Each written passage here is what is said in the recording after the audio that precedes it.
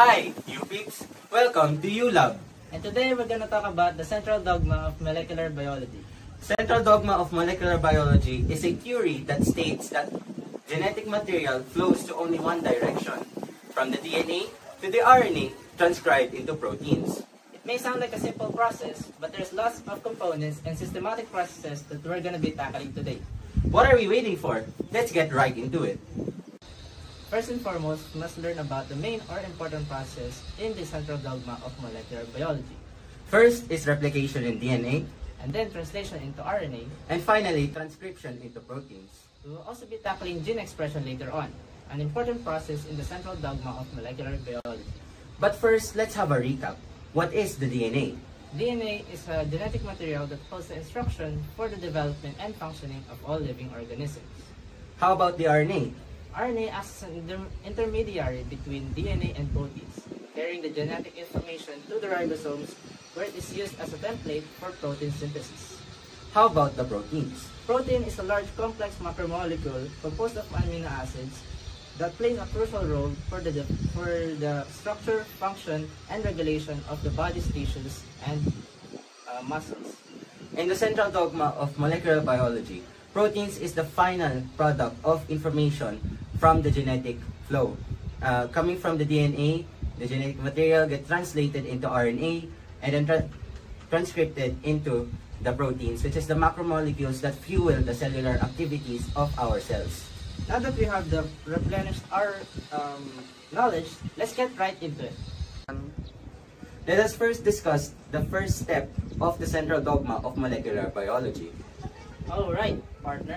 What was it again? The central dogma of molecular biology outlines the processes of genetic information through the DNA replication, transcription, and translation.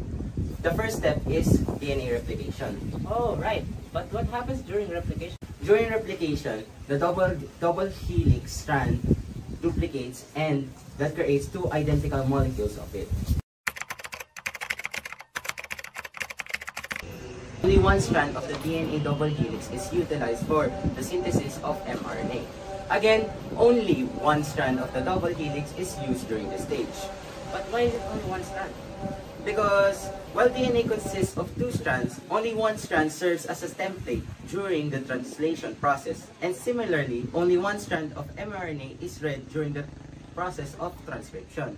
This sequential process ensures that the transmission of genetic information from DNA to mRNA to protein is done without any issues.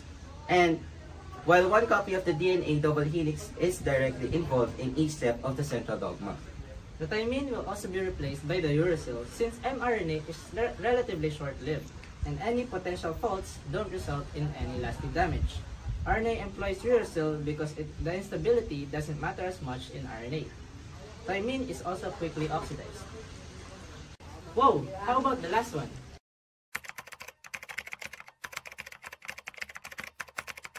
mRNA serves as a template for protein synthesis, with only one strand used in each step. From the nuclear pores, it will enter to the cytoplasm. Before that, we must learn what directionality is. The mRNA is read in the direction of 5' to 3'. The 5' end has a cup of methyl group, while the 3' end is made up of a continuous series of nucleotides. Then it will go through the assembly, also known as the ribosomes. It has one small and one large part that carries the transcription bind or the tRNA. The small bind will bind at the mRNA initiation site, then the large unit will bind. And the tRNA will transfer the codon triplets, called codons, with the anticodons carried by the tRNA into the amino acid. For example, this tRNA has a code of UAC, will transfer to its complementary codon AUG, and will produce methionine, an amino acid. Subsequently, the next one, a complementary codon ACC, which corresponds with a tRNA that carries proline GGU. This strand of amino acids is connected through peptides. At the end, there will be a stop codon which signals the ribosomes that the synthesis is finished. Go. If you're asking, how will the tRNA know the codon that it will attach to?